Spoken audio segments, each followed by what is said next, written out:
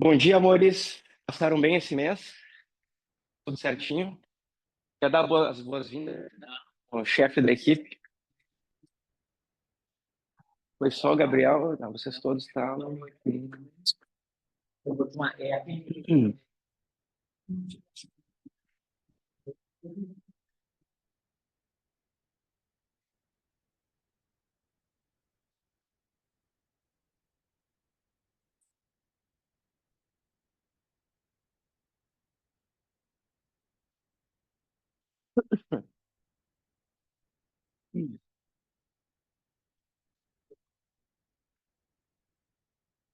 Só para retomar e para tu saber também, Gabriel, todas as nossas aulas são gravadas aqui, ó, tá? Então tá tudo no Zoom. Perdi alguma coisa, tive que ir no banheiro, cara, um paciente passou mal, sair. Sem estresse. Depois tu acessa a plataforma ali, tu assiste todas as aulas.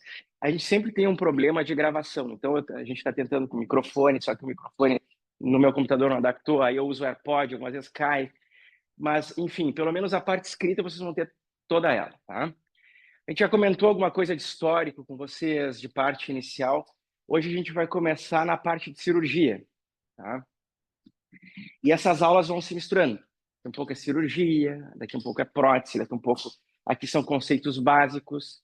Amanhã a gente vai falar, ou depois de amanhã, a gente vai falar da parte de implante mesmo. Como é que chama cada pecinha daquelas que a gente vai usar, tá? Hoje não. Hoje nós vamos falar de cirurgia básica, que é a exposição do osso ou exposição do sítio cirúrgico para que a gente consiga colocar esse parafuso dentro do osso. Amanhã a gente vai falar sobre a nomenclatura, como cada peça chama, para a gente começar a conversar basicamente sobre a implantodontia propriamente dita. Eu sou um piloto de avião frustrado, eu me criei dentro de aeroclube, adoro esse troço aqui, a sensação do avião tá subindo, né? Putz, aquele troço para mim é uma coisa maravilhosa. E tudo na aviação dá certo. Tudo, sem exceção. Se não teria avião caindo toda hora aí. E não tem. Ah, mas tá cheio de coisa. Cara, tem eu acho que era 1 trilhão de passageiros voando. É o do, muitas vezes mais do que a população mundial. E por que esse troço dá certo? Com esse monte de botão. Tu imagina esse monte de botão na mão de um dentista no consultório. Não vai dar certo. E a aviação dá certo, e eu me criei nesse ambiente, porque existe uma retórica. Essa retórica é protocolos. Para tu acionar esse troço aqui, faz uns 8 protocolos. Sempre do mesmo jeito. Metódico, louco, indiscriminado, sempre certo. Na odonto a gente não faz isso. Eu pego a gurizada aqui na terça ou na quarta-feira, fazendo reabertura com um trio, em que a ponta da sonda está assim, não consegue nem coçar as costas com ela. Imagina sondar um leite, a carpule desencaixada e o cara com uma espátula de cera para fazer um descolamento. Vai dar errado. E não é incomum o próprio paciente dizer: cara, a primeira cirurgia que vocês fizeram um enxerto, colocaram 2 implantes, não doeu tanto quanto essa. É óbvio, a gente não respeita o protocolo. Eu não aprendi isso na faculdade. Eu fui aprender um tempo depois, né, e com esse mundaréu de curso que a gente vive fazendo. A aviação dá certo por isso. O cara é treinado a fazer o troço sempre do mesmo jeito, sem pular etapas. Quando pula uma etapa, o avião cai. Quando pula uma etapa, alguma coisa desanda. Ah, então vocês vão ter que assinar de novo. Tá, então já dá para ela aqui. Questão da chamada. Assinem, assinem sem botar data, tá? Não pode botar data. E, então, retomando o raciocínio, é por isso que dá certo. É protocolo, é repetição. Os colegas que eu conheço, que deram certo, que ganham dinheiro, que vivem da odonto bem, que são felizes, são caras que respeitam protocolos. Não é o cara que chega na hora da cirurgia, tá um coitado de um paciente que pagou 15, 20 mil reais ali, e o cara tá procurando nas gavetas do instrumental. Esse cara não tem como dar certo. É óbvio. E a gente treina os nossos alunos aqui para que deem certo, ou como profissionais, ou como pessoas realizadas. Mas tem que respeitar o protocolo. Isso já começa lá embaixo, daqui uns 2, 3 meses. Isso aí é batata. A gente tem que ser metódico, a gente tem que ser meio louco, tem que ser chato para que a coisa ande. E esse aqui é o maior exemplo disso tudo. Senão, a aviação não seria tanto quanto é. E eu aprendi dentro desse ambiente aqui. Ó. Erro médico mais comum até poucos anos atrás era operar o lado errado. Papai, mamãe de vocês, filhinho, vovó, entrava, ou pet, entrava no centro cirúrgico para operar a perna direita e ele saía com a perna esquerda operada. Falta de protocolo. Isso que a medicina é muito mais metódica que a gente, sobretudo dentro do hospital. Então, a gente precisa ter disciplina, a gente tem que ser tranquilo para operar. Tu não pode passar, por mais que tu esteja ansioso para fazer o teu primeiro evento, tu não pode estar nervoso, ou se não, usa a escola Wolf Mayer. Faz o teu teatrinho ali e sorriso no rosto e vida que segue. Tá? Vocês têm que estar tranquilos, não pode ser uma coisa atropelada. E para que isso aconteça, a gente tem que chegar meia hora antes e organizar tudo. Porque na hora do pega, tudo sobre... Ou tem uma boa secretária. Eu tenho uma boa secretária, já faz tudo para mim.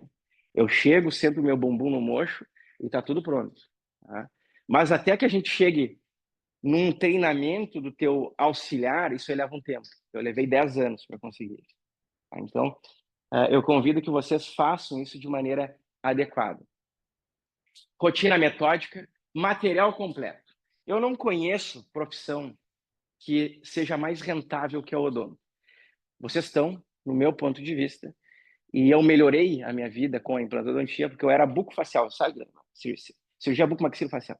Cara, cirurgia bucofacial é linda, mas não te dá dinheiro, infelizmente. Pelo menos para mim não deu. Para mim me fez construir um caminho para que eu pudesse depois melhorar e me deu tranquilidade cirúrgica e me deu portas abertas em hospitais e tal para que eu pudesse fazer outras coisas. Eu não conheço na odontologia, eu não conheço profissão que seja mais rentável que a odonto. A gente trabalha num ambiente absolutamente controlado pela gente. A implantodontia te dá a possibilidade de operar o paciente e de fazer a prótese. Ela te dá a possibilidade de reabilitar os outros dentes. Vocês estão numa dupla especialidade, ou seja, vocês trabalham com reabilitação e implantodontia. Vocês só vão encaminhar o paciente para canal e órgão.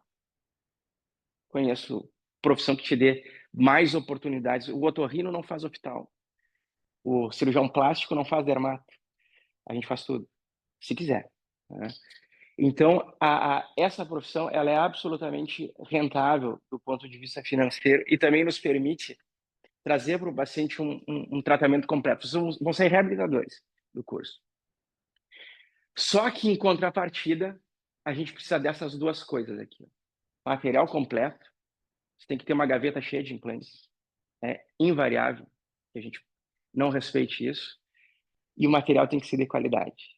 Eu era da filosofia quando eu me formei, ou até me formar, a gente tem questão financeira ali que te impede de comprar um material mais barato.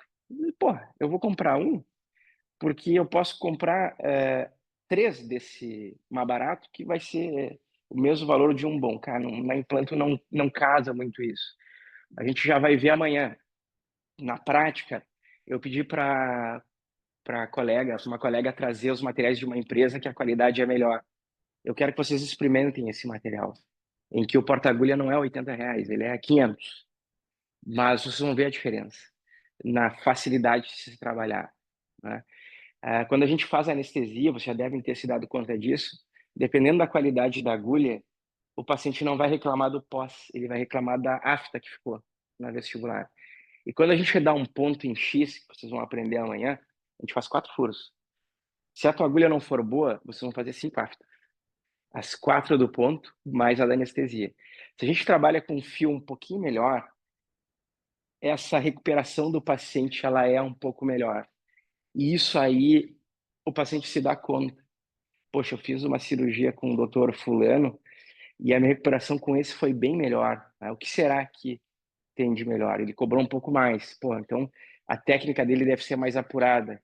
Ou o material dele pode ser um pouco mais apurado. Os meus pacientes já me perguntam isso. Esse implante que tu vai usar, que marca é? O osso é do quê? Eles já viram no Instagram que tem osso de vaca, tem osso, tem hidroxapatita, tem beta-TCP, tem osso de porco, que é um material novo que a gente vai começar a testar aqui. Então, tudo isso, ele chama a atenção do paciente hoje. E uma das campanhas da Neodente hoje no Instagram não é oferecer isso para o dentista, é fazer o paciente saber que eles existem e que eles dominam 70% do mercado. E que quem não usa eles não é tão bom assim. Já viram a sensibilidade das empresas hoje? Então, tudo isso eu uso no meu marketing pessoal. Meu Instagram eu não cuido, tô nem aí para ele. Meus pacientes nem sabem que eu tenho Instagram. Eu não faço marketing em lugar nenhum, nunca fiz, não sou contra também, faço o que quiser, tá? Mas eu faço esse marketing na cadeira. Eu uso o melhor material, eu uso a melhor pintura da parede, os meus quadros têm impermeabilização para que não aconteça a contaminação, o meu ambiente é absolutamente controlado, a minha esterilização é melhor. Esse tipo de marketing eu passo. O meu ultrassom não é ultrassom, ele é um piezo para limpeza. O material que eu uso para descontaminação é o melhor que tem. Esse link de boca a boca eu faço. E eles espalham, eles adoram espalhar isso. Tá? Então, esse é o marketing que eu faço. Eu não gosto de Instagram, não tenho facilidade com isso, tem gente que tem. Eu acho top quem faz. Mas esse marketing de mostrar que o material que eu uso é o melhor que tem e a qualidade que eu ofereço para essa criatura também é melhor, eu faço na cadeira. Tá? Então, convido que vocês também usem isso, porque isso é muito bom para vocês, para o paciente e para quem está na equipe. Também entenda isso. Tá? Fala. Eu converso, eu gosto de conversar. Né? Eu conto, eu conto. Pô, sabe esse troço que eu estou usando? Cara, esse aqui é um material japonês. Esse material japonês, tu vai ver que eu vou colocar agora, tu não vai sentir tanta sensibilidade como esses convencionais que tu usa. Tá vendo essa massinha que eu coloquei? Olha que creme. Ela pega, espelho, olha. Viu o polimento? Isso é um material um pouco diferenciado, por isso o valor, por isso que aquilo. Dico de borracha. Pô, o dico de borracha que eu uso é um americano. Ele é mais macio, tu vai ver que eu vou botar em 5 minutos. Putz, é mesmo, cara. Outra vez que colocar. Aliás, nem colocaram esse troço em mim. Mas a vez que o Endo colocou, cara, ele ficou uns 10 minutos me castigando ali. É por isso, é por isso. As pessoas são inteligentes, elas se dão conta. Quando eu vou no oftalmo, quando eu vou no gastro, eu pergunto tudo também, baseado no que eu faço. Então, essas coisas a gente acaba vendendo. Eu não vendo assim, eu vou te vender o implante importado é 10 e o implante nacional é 5. Não, eu vou vender o melhor para ele. E a partir disso, eu contabilizo a meu favor aquela situação toda. Esse material que eu usei para provisório, essa resina bisacrílica, é uma resina bisacrílica alemã, é de alta qualidade. Tu não vai quebrar ela, mas também tu não vem morder uma maçã, porque isso aí é provisório. É assim que eu vou jogando essas informações, o Jequiti, dentro da minha venda. Tá? Mas assim, se tu olhar meu Instagram agora, cara, não cuido dele. Meus pacientes não, são tudo velhinhas. Elas nem sabem o que é Instagram, né? Então, eu acabo não trabalhando em cima disso, né? No meu humilde ponto de vista, a 500 quilômetros daqui no fim do mundo, depois de onde o gato perdeu as botas, que é onde eu vivo, funciona muito bem. Porto Alegre, acho que não sei como é que tá aqui, né? Eu trabalho no consultório do Luciano, os pacientes dele são completamente diferenciados, então, né? O boca a boca, o Instagram, o boca a boca para mim funciona bem. Para mim funciona bem. No interior funciona muito. No interior, na minha cidade, por exemplo, não é que nem aqui onde eu estava ontem, onde meu tio vive ali. Ali funciona o sobrenome. Na minha cidade, não. Minha cidade são imigrantes, é gente de todo lado. Lá funciona assim, cara, eu fiz lá e deu certo. Eu fiz lá e deu certo. No terceiro eu fiz lá, deu certo, aí deu certo. Tá? Então, mais ou menos isso. E aí uma pessoa diz para outra e a coisa vai indo. Biossegurança, não vamos nem falar. Algo inegociável. Tá? Isso aí vocês têm que ter o cuidado no consultório e você sabe muito melhor do que todos nós sobre isso. Checklist cirúrgico cai dentro daquilo que eu comentei. Tá? O checklist cirúrgico, ele está dentro dos protocolos. Aquela historinha da aviação. O avião não cair. Tá? Eu vou dar dica do que eu faço no consultório, que funciona muito bem, que eu aprendi quando eu fiz mestrado, há uns anos atrás, e que vai de encontro com as características que a gente usa dentro do hospital. Tá? O hospital é um ambiente um pouco diferente. Eu não sei se vocês já trabalharam dentro de um hospital, ou já foram, ou já visualizaram. Cara, tem muita gente maravilhosa lá dentro, da equipe da enfermagem. Essas gurias são uma benção. E elas conseguem controlar, mesmo que a gente queira romper essa corrente de possibilidades positivas. Tá? E dentro disso, no consultório, alguém tem que cuidar dessa situação. Ou vocês, pessoas físicas, ou alguém que vocês contratem para isso. Isso aqui eu acabo cuidando, tá? Mas aí tu ensina o teu auxiliar, tu ensina o teu colega que trabalha junto, para que ajude nessa situação. Pode fotografar tudo, viu, Gabriel? Pode filmar, fazer o que tu quiser, divulgar. Não precisa botar o meu nome. Pode pegar o caso clínico e dizer que eu não me interesso. E também tu tem a possibilidade também de ver depois aqui. Isso aqui seria a mesa cirúrgica de vocês. A mesinha. Eu tenho uma mesa cirúrgica, até depois eu posso bater uma foto e mandar. Uma vez eu apresentei o trabalho, eu não tinha um puto pila no bolso, estava recém-formado, e eu apresentei um pôster lá numa semana científica e ganhei o prêmio era uma mesa cirúrgica de MDF. Tá? Eu usei ela até 4, 5 anos atrás, depois eu copiei ela para nova. Tu pode comprar uma mesa de metal, como tem aqui, que é mais higiênica para limpar e tal. E a outra, que eu copiei dessa, é uma mesa de MDF com rodinha embaixo. Eu coloco ela embaixo de uma outra mesa que tem lá. E tem umas 5, 6 gavetas. Cara, tudo de cirurgia tá ali dentro. Se um dia a minha secretária não vai, se o auxiliar não vai, se alguém não vai, eu sei que tá ali. Eu não vou achar. Vou levar um tempo. Mas tá ali. Tá? Então, tudo que eu preciso de cirurgia tá ali. Desde o cabo de bisturi, desde o kit que eu deixo pronto. Então, eu faço todos os kits iguais para que eu não pegue um que tem uma alavanca que não tem na outra. Então tá tudo igualzinho ali. Tem 5, 6 kitzinhos, tem as lâminas de bisturi. Que lâminas de bisturi eu uso? Vou mostrar todas hoje para vocês, as marcas, tudo. Tá? Fio de sutura, tá tudo ali dentro. Anestésico, tudo que eu preciso tá ali. Tá? E a parte de cima dela é uma parte quadrada, mais ou menos desse tamanho, tipo 60 por 60, 50 por 50. E a própria embalagem que eu uso de TNT, que enrola aquele kit todo, eu abro ela e já faço de campo. Mas eu posso comprar um kit que vem o campo. Cara, pode fazer, não tem problema. Eu faço assim porque é mais prático. Tá? E depois, em cima daquele TNT, eu coloco o outro do kit ali, vida que segue. Tá? Mais ou menos assim que eu faço. E à disposição da mesa, de maneira inegociável, eu faço desse jeito. Posso fazer o contrário? Pode fazer como tu quiser. Não tem protocolos aqui. Eu uso assim porque se eu estou operando, eu sei que se eu botar a mão aqui, ó, eu vou pegar instrumental de curetagem. Se eu botar a mão aqui, eu vou pegar anestesia. Se eu botar aqui, eu vou pegar alavancas. Tá? Então, sem olhar, eu consigo ir de maneira mais objetiva ali. E depois que eu usei, eu devolvo para o mesmo lugar. Porque senão, no final da cirurgia, tá o samba do crioulo doido ali, né? Tu não sabe onde está nada, daqui a pouco tu mete a mão, espeta o teu dedo na agulha. Então, mais ou menos desse jeito.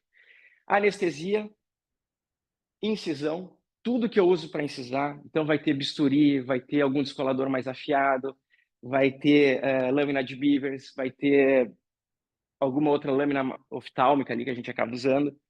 Material de divulsão. Divulsão é o que a gente usa para descolar, para dissecar. Pode ser descolador, pode ser cureta de Bolt, pode ser uma tesoura, romba, tá? Pode ser o instrumental que vocês usarem para fazer descolamento. Curetagem, eu coloco alavancas aqui também. Material de curetagem, eu coloco algumas vezes a sutura aqui e não lá, tá? E em cima todo o resto. Então lá em cima eu vou botar material de perfuração, material de enxerto, kit de implantes, tá? Seringa, vou colocar kit de broca, vou colocar também gaze, algodão esterilizado, o que vocês usarem, tá? A gente usa muito mais gaze do que algodão hoje, tá? Mas ainda, tem gente que prefere, nada contra, funciona bem, só que ele solta muita farpinha, então não é legal, mas dá para usar. E sutura ali em cima ou aqui, ó, tá? Eu costumo colocar aqui, ó, a sutura, tá? E aí a gente usa vários tipos de materiais para isso e a gente vai conversar a aula de hoje é sobre isso, tá?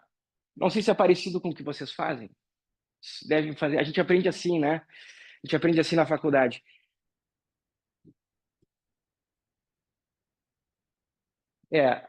Na verdade, é, exatamente. Na verdade, isso aqui é uma ordem lógica, né? É a sequência. Tá? Então, tem grandes erros. Isso aí. Isso aí, isso aí. Eu faço na mesma hora. No hospital, tá? Ou quando você. Eu já fui em consultórios, cara, que o cara tinha 8 auxiliares. 8 auxiliares. 8 pessoas, mais a gente operando. Tem uma pessoa que só te entrega o instrumental, que é instrumentador. E, cara, isso aí é uma elegância absurda. 2 motores de implante para tu não perder tempo trocando a broca. Cara, isso é sensacional. Né? Mas tá, não é a minha realidade isso. Minha realidade é 2, 3 pessoas no máximo ali. E aí, eles montam a mesa ao contrário, porque a pessoa vai te oferecer o instrumental. Tá? Então, cara, te organiza da melhor forma. Essa é a forma como eu me organizo. Eu tenho um pouquinho de... O Luciano disse que eu tenho toque. Né? Eu não tenho toque. Eu tenho algumas superstições, tá? Então, para mim, isso aqui funciona bem, velho. Se eu não fujo disso aqui, o troço tá certo. Então, vamos tocar assim. É,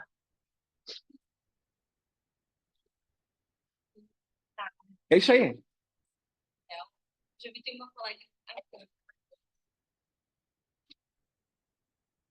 E eu uso o que tem e deixa na caixa. Cara, não, põe tudo em cima da mesa. Põe tudo em cima da mesa. Eu concordo absolutamente. É, como é que a gente segue esses passos cirúrgicos, Gabriel? A gente vai ter, eu não sei se é esse mês ou mês que vem, eu não tive cuidado de ver a programação, tá? Olha essa foto aqui, ó. A gente tem muito critério com fotografia para que vocês usem para propaganda, quem quer, por Instagram. E essa foto é uma foto bem fácil de fazer. Né? Essa aqui é a foto do sorriso de uma aluna que eu bati na clínica lá. Tá? A gente costuma fazer fotos com estúdio, tá? Ou com flash on ring. Tá? No meu consultório eu tenho twin, que é o que tem duas coisinhas. Funciona da mesma maneira. Essa foto é trifácil de fazer. Mas vocês vão ter curso de fotografia com vídeo aqui, que é fotógrafo profissional, e ele é especializado em odonto. Então, quem tem câmera, no curso dele traz para tu aprender a usar a tua câmera, mas a gente tem uma outra câmera aqui, ele traz também a dele. Então, a gente tem muito critério com fotografia. Se tu não quiser fazer propaganda, a gente consegue ver a ruga do lábio, ó. O ideal é que tu guarde esse material todo para tu mostrar para teus pacientes. Eu me formei com 21 anos. Com 21 e 2 dias eu estava trabalhando já. E, cara, com 21 anos, o paciente acreditar que tu sabe fazer o que tu tá te propondo é muito ruim. Né? Eu tenho 38 hoje, tem gente que acha que eu tenho 25. Então ainda é ruim para eu vender para algum tipo de paciente. Essa é a melhor maneira, tu mostrar numa tela grande no teu consultório uma resina que tu faça, ou facetas, a naturalidade, ou daqui um pouco o implante, o resultado do teu trabalho. Com a fotografia é muito fácil. A outra maneira que eu usava era com artigo científico. Então, com fotos boas, tu consegue publicar de maneira muito efetiva os teus trabalhos. A gente vai aprender isso com vídeo. Esses são os passos cirúrgicos, tá? Esse aqui é o nome científico para essa confusão toda. Diérese, exérese, hemostasia e sutura. Qualquer livro, a sindesmotomia, ela é diérese. Está dentro da diérese. A sutura é síntese. Isso. Eu coloquei sutura porque é a nomenclatura nova, mas a síntese é a união de tecidos, tá? Ela é a síntese do passo a passo um pouquinho mais antigo. Então, é diérese, é o rompimento, exérese é o procedimento propriamente dito, parada do sangramento e hemostasia, e a sutura ou a síntese, como a Mariana comentou, é o passo final, que eu acho que é o mais importante. Né? Hoje, a aula ela é basicamente de suturas, mas esse passo a passo anterior ele é providencial para que as coisas aconteçam de maneira adequada. Tá? O Rafa já falou para vocês no mês passado, né? Sobre anestesia e tal, né? Comentou com vocês, né? Diérese, então. O que é a diérese? Tá? Diérese, ela é o rompimento do tecido. É a primeira via de acesso. A gente tem um monte de instrumental que pode fazer isso. Tá? A gente tem algumas situações bem interessantes que até pouco tempo atrás a gente não usava, basicamente por não saber que existiam. Não é só o bisturi que te ajuda a fazer isso. Uma tesoura pode romper o tecido. Ou o paciente já chega com o tecido rompido, fez uma tentativa de êxodo num colega e não conseguiu, ou bateu com a cara num poste e vai procurar tratamento com vocês, como acontece na bucofacial. Ou o paciente se traumatizou em casa. A idosinha foi no banheiro de noite, tropeçou no tapete, tapimba. Né? E chega para que vocês tratem no dia seguinte e façam implantes ali ou reabilitem aquele arco que se acidentou, se quebrou, se machucou. Né? Mas basicamente é corte ou separação dos tecidos. É a via de acesso, ela é a incisão, a divulsão dos tecidos, descolamento supra ou subperiostal, é o primeiro passo do procedimento. Ele pode chegar com tudo íntegro e que vocês façam isso, ou ele já chegou com esse tecido machucado. Tá? Qualquer uma das hipóteses funciona muito bem. Eu vou esperar vocês anotarem aí.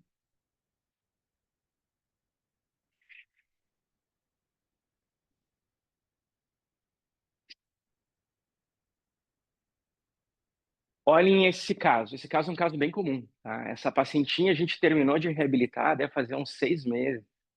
Eu a vi a última vez, uns 2 meses atrás, que ela veio para revisão. Essa senhorinha é um amor, tá? Ela usava dentaduras desde os, sei lá, 18 anos. Ela veio reabilitar com a gente com 60. Ela conviveu comigo um pouco no hospital de clínicas. Ela era enfermeira do hospital de clínicas. E ela trocava de prótese, essa prótese não ficava mais em posição. É o caso clássico, né, de protocolo, dentadura superior, PPR inferior. Isso dos casos modernos. Mas antigamente era um par de dentaduras, né? E ela não aguentava mais. O freio não ajudava, o rebordo. Esse rebordo é clássico, né? Se a gente olhar ali, ó, o paciente já tem a eversão da mucosa palatina para vestibular. Aquela linha que vocês estão vendo ali em cima, há uns anos atrás, ela estava aqui embaixo. A prótese de tanto bater, levou pelo processo reabsortivo esse tecido ali para cima, aqui, ó. Isso é muito comum. Esse paciente eu não consigo pedir uma toma e enfiar meia dúzia de implantes aqui para prender a prótese, tem que fazer enxerto antes. E para a gente ter acesso a esse seio maxilar para que se faça um sinus lift, que é uma cirurgia que a gente faz direto aqui, vocês vão fazer bastante sinus, se tiverem interesse, né? Porque a gente já chega sabendo fazer, aí a gente passa, não vamos seguir fazendo sinus, vamos passar para uma outra hipótese, mas que a gente tem insegurança com isso, é uma oportunidade boa de treinar, tá? E a gente faz uma incisão ali, uma incisão angular, esse é o primeiro passo do procedimento. Eu posso fazer uma incisão linear, em que eu não tenho essa relaxante. Eu posso fazer uma incisão angular, em que eu pego essa seta, copio e colo ela aqui atrás. Ó. Faço um trapézio. Eu posso fazer uma semilunar aqui. Eu optei por essa. Por quê? Porque eu quis. Eu poderia ter feito qualquer uma das outras. Poderia ter feito aqui na linha média e feito uma baita incisão, mas eu preferi ser um pouco mais conservador porque eu precisava só acessar o seio. E a gente faz um descolamento mucoperiosteal. Não sei quanto tempo faz isso, tipo, 4 anos, 3 anos. Né? Hoje, eu faço uma incisão um pouco mais palatina. Por quê? Daí eu pego aquele tecido queratinizado e trago para vestibular na época de fazer os implantes. Mas isso é uma filosofia que a gente tem hoje, 3 anos atrás não tinha. Então, de novo, coisas que vocês estão aprendendo hoje, pode ser que daqui 5 anos a gente mude. E essa mutação vocês podem passar. Eu aprendi a fazer implantes em 2009. Nós estamos em 2025, tá? Fazem alguns anos já. Mudou tudo. Eu não faço mais nada que eu fazia naquela época. E é assim, pela graça do bom Deus, senão a gente estaria ainda fazendo amálgama, né? Então as coisas mudam, mas hoje eu não faria assim, eu faria o acesso um pouco mais palatinizado. A gente faz uma exérese. Exéreses, vocês já vão ver que é rompimento daquele tecido por extração. Então, quando eu vou fazer uma osteotomia, eu estou fazendo uma exérese. Quando eu estiver fazendo uma odontosecção, eu estou fazendo rompimento de tecido e eu estou fazendo remoção de tecido. Quando eu estiver fazendo uma osteotomia com ou sem osteodensificação, eu estou tirando um tecido para colocar um biomaterial. Então, tudo é exérese. Tá? Isso é em qualquer área. Cirurgião plástico faz exérese de tecido na cirurgia plástica. Traumato faz isso. Tá? Quem trabalha com cílios faz exérese também. Remoção de tecido para colocar um outro artificial. Então, exéreses nada mais é do que remoção de um tecido ou remoção de um corpo estranho para colocação de um outro corpo estranho ou um biomaterial. A gente faz esse acesso. Quem é que sabe o que é isso aqui, onde está minha seta? Essa coisa mole, aquele tecido que está ali dentro. Membrana de Schneider. A gente tenta descolar ela sem romper. Se rompe, tem técnicas que a gente usa para aglutinar ela de novo. E dentro desse buraco, desse oco, a gente coloca biomaterial, qualquer um. Ah, mas tem melhores. Tem a Mercedes e tem o Fusca. Os dois têm 4 rodas, 2 ou 4 portas. Tu pode levar tua sogra atrás, se tu quiser. Funciona muito bem. A diferença é o conforto. Porra, na Mercedes é um pouco melhor do que no Fusca, né? Tem vantagens, tem desvantagens. Uma delas é o custo da Mercedes para o Fusca. Existe uma escada que te leva de um para o outro, mas os dois funcionam. Eu prefiro usar Mercedes. Desde a época que eu não tinha um puto pila no bolso, eu investia para botar biomaterial bom aqui dentro. Preenchimento de gap é a mesma coisa? Não, aí já muda um pouco. Tá? Mas eu respeito muito o seio maxilar e eu gosto de botar material de qualidade. Desde a época, de novo, que eu trabalhava do 1 para 1, que era só para eu filiar o meu pacientezinho à minha clínica. Eu usava biomateriais de qualidade. Quais a gente tem? Vocês vão ver na aula com o Rafa. Todos. Tá? E vira e mexe, vocês vão ser submetidos junto a nós aqui dentro a usar biomateriais que vocês não estão a fim de usar, para testar. Tá? Então, isso são situações em que até para mim me agride um pouco eu usar um material que eu não tenho uma certa confiança, mas aqui é o lugar para a gente fazer esse teste e da Euroconsultório de vocês. O meu scanner eu comprei, eu acho que eu contei essa história já para vocês, eu comprei depois de testar 4 anos aqui dentro. Testei todos, aí comprei o que eu achei o melhor. Eu convido que vocês façam isso também. Professor, eu descobri uma lâmina nova, cara, traz para a gente usar. Eu descobri um fio de sutura novo, traz para a gente usar. Tem um biomaterial que os caras estão produzindo no interior da China, vamos usar aqui. Tá? Qual que a gente usa de rotina? A gente usa alguns importados para botar aqui dentro. Preenchimento de gap, qualquer um a gente usa. Tá? Exeris. Nesse caso, a gente usou esse. Tá? Não vou falar, depois o Rafa vai explicar para vocês sobre esses biomateriais. Preenche aquele buraco, enche ele de osso, isso aí depois de 4 a 9 meses, nós vamos ter um osso bem duro aqui dentro para botar em place. Tá? Formas de a gente fazer a diérese. Tem da mais barata para mais cara. Dá para usar qualquer uma.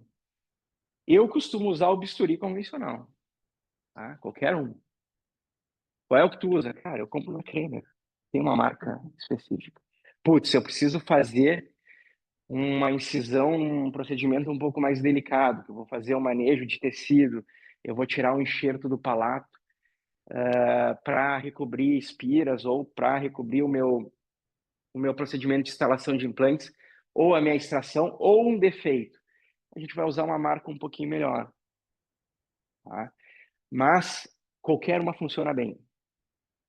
Se o primeiro fez um bom corte e no segundo corte ele já não está legal, tu troca por uma lâmina nova. Simples assim. Sem frescura. Tá? Mas tem hipóteses, a gente já vai ver. Exatamente. A gente tem aqui 1 milhão de coisas. Foi? Laser de alta. Laser de alta. A gente tem 2 tipos de laser, o de alta e o de baixa potência. O de baixa potência para tratamento clínico, tipo afta, acelerar a recuperação, acelerar a ossa-integração e tal. O cirúrgico foi o que o Gabriel falou, que é um que tu usa para cortar. Só que, diferente de um motor de implante que tu corta qualquer tipo de coisa com ele, tu pode lacerar tecido mole, tu pode cortar tecido duro, lacerar tecido mole é errado, mas ele corta o tecido mole. Se tu pegar o motor de implante e ativar no teu dedo, tu vai cortar teu dedo. O laser, ele tem afinidades. Tem um laser, um equipamento A que corta osso, um equipamento B que funciona para tecido mole. Tem lasers azuis que têm afinidades a outras coisas. Então, dependendo do equipamento que tu comprar, tu vai usar para uma coisa ou para outra. Aquele de soltar facetas, ele não tem uma afinidade tão boa a outras coisas. E tem uns que cortam melhor tecido mole e não afetam o tecido duro. Mais ou menos isso. Esse laser que eu estou comentando, ele tem afinidade à gengiva, ao tecido mole, à pele. Tá?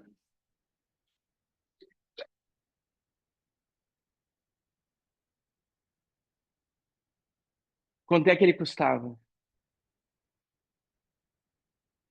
Tá, então esse aí deve ser o Light Touch. É o Light Touch. Esse aí faz tudo. A gente faz perfuração até para implante. Então, ele é top. Esse aí faz tudo. Ou para osso, para osteotomia, para aquecimento de cimento, de descolamento de faceta. Ele tem programações específicas. Isso aí, provavelmente o Luciano vai comentar com vocês sobre esses equipamentos todos. A gente usa também, eu vi ele usando o mês passado para descontaminação de implantes. Tem um monte de coisa que dá para fazer com ele. Tá? Da laser jet, isso. Bisturi frio. Cara, tem vários tipos de cabo. Tá? Qual é o cabo que tu usa? Normalmente eu uso esse aqui, ó. Circular 3. Ah, mas tem que comprar? Não, não tem que comprar nada. Usa o que tu tem. Tu deve ter esse.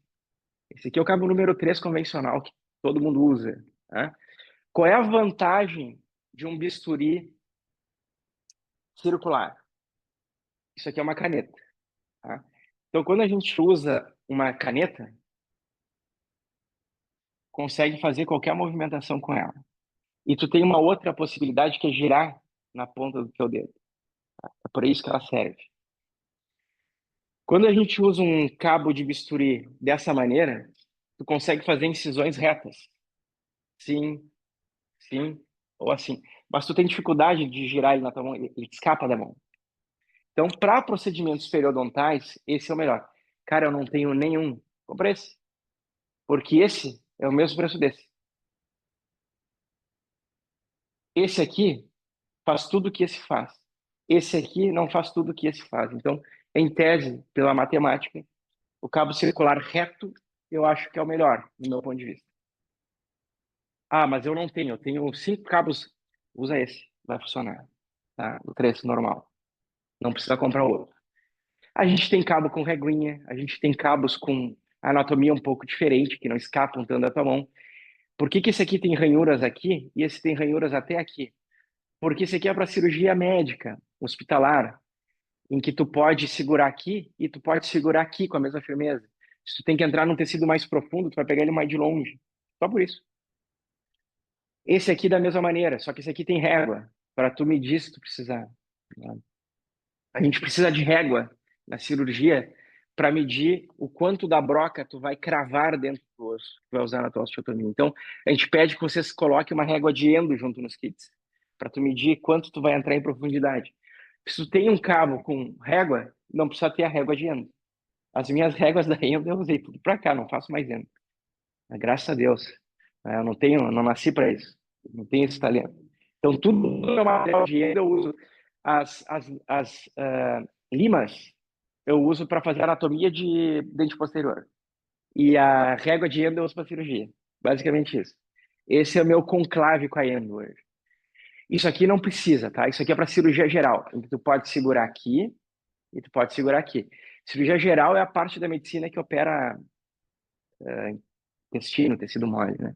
Então, para o cara chegar no rim do paciente, ele precisa ter um cabo bem comprido. Tá? Então, é por isso que tem esses cabos longos. Na bucofacial, a gente usava muito esses cabos 7 aqui, ó.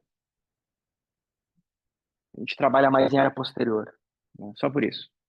Esses aqui são os ideais, tá? Esse cara aqui, sobretudo. Cabo número 3 circular. Preciso comprar? Não. Ah, deixa para juntar para o teu kit de implante, para o teu instrumental cirúrgico, com um porta-agulha bom. Mas se tu não tem nenhum e tu vai comprar, compra esse. Mesmo preço do outro. Isso. Normalmente os circulares de odonto vêm com lâmina dupla, para tu tirar enxerto de tecido do palato, né? Eu vou te dizer que todos os meus são duplos, eu nunca usei com 2 lâminas. Tá? Eu acho que eu sou muito econômico, para não gastar 2 lâminas. Eu faço a janela, né? Mas dá para usar, dá para usar. E ele te dá a fatia perfeita.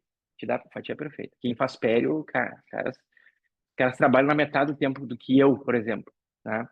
E eles usam muita lâmina dupla. Eu não uso. Até eu vou testar isso para fotografar.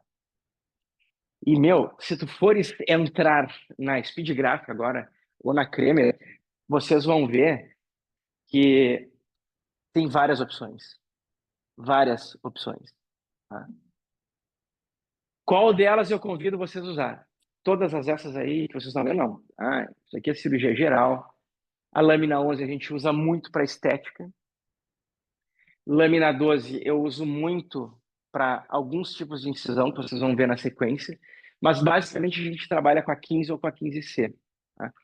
Cuidem quando vocês forem comprar a 12, se vocês têm essa intenção de comprar a 12, putz, eu não botei aqui. Tem a 12B, eu acho que é o 12C, que ela é a faca de dois gumes, né? Ela é uma coisinha assim, ela corta aqui, corta aqui. Então, se for levar dentro da boca, daqui a um pouco, se tu encostar as costas dela na bochecha, tu vai incisar a bochecha do paciente. Ah, isso é meio perigoso. A não ser que tu queira fazer isso. Enxerto de não lesar o paciente, mas tirar enxerto da área da tuber, a gente pode usar as costinhas dela. Mas tu tem que entrar assim, ó, manobrando com ela até chegar onde tu precisa. Eu prefiro não ter o corte nas costas da lâmina 12, tá? Tá aqui, ó, botei, ó, é a 12D. Essa aqui vocês acham. Eu já comprei a 12D sem saber que era a 12D. Eu quero a 12, ela me mandou a 12D, tá? Então, cuidem isso.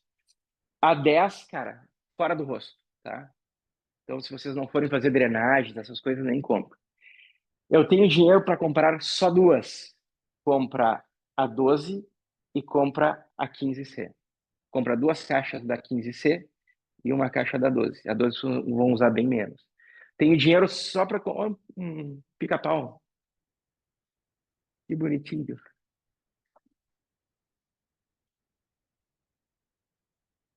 Veio assistir a aula.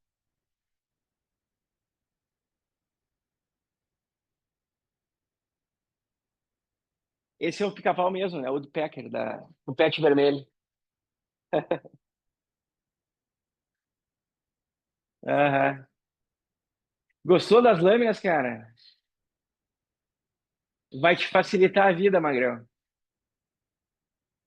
Então, tenho dinheiro para comprar só uma, 15C. Fazer tudo com ela, né? Dá até para fatiar bolo, se você precisar, porque a lâmina é super afiada. Tu não consegue usar para mais nada. A 15 é muito grande. É muito grande. E na boca a gente não tem necessidade de fazer. Ele gostou mesmo da projeção, né? Ele deve estar se enxergando aí, né? Aham. Ele deve estar achando que achou uma gatinha pica-pau e é ele não ser. E existe a possibilidade dessas lâminas aqui. Sua Morton é a melhor marca, tá? Vocês vão chegar no tecido ósseo e ela vai seguir funcionando. Só que ela é bem mais cara.